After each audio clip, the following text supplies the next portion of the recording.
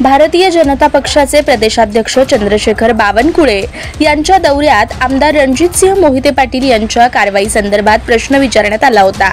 त्यावेळी मोहिते पाटील यांनी मान खाली घातली होती। यावर त्यांचे पक्षांतर्गत विरोधक माजी आमदार राम सातपुते यांनी पुन्हा एकदा मोहिते पाटलांवर जोरदार हल्लाबोल केलाय।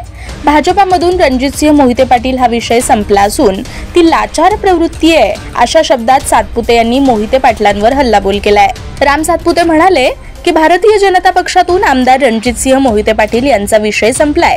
एखाद्याला हकालपट्टी करून कशाला मोठं करायचं हा कदाचित पक्षाचा विचार असावा।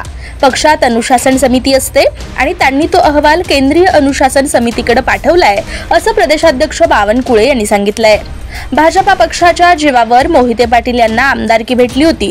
त्यांची आमदारकी काढायची असेल किंवा त्यांच्यावर कारवाई करायची असेल तर त्या संदर्भात एक अनुशासन समिती असते। त्यानुसार मोहिते पाटलांवरील कारवाईचा विषय केंद्रीय समितीकडे पाठवण्यात आलाय।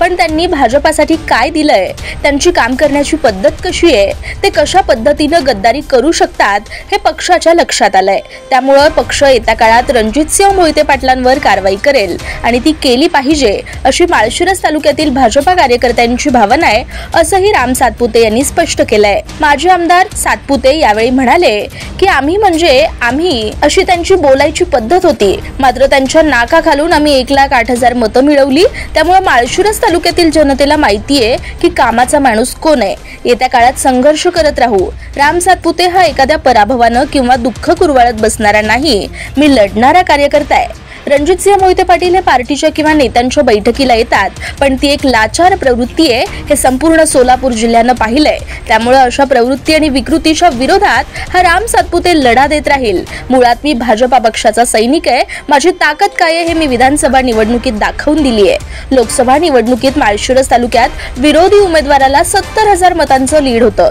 ते विधानसभेला आमच्या कार्यकर्त्यांनी तोडून 6,000वर आणून ठेवलं। त्यामुळे माळशिरस तालुका हा भाजपाच्या विचारांचा आहे आणि यापुढे आम्ही लढू आणि संघर्ष करत राहू असंही त्यांनी स्पष्ट केलं।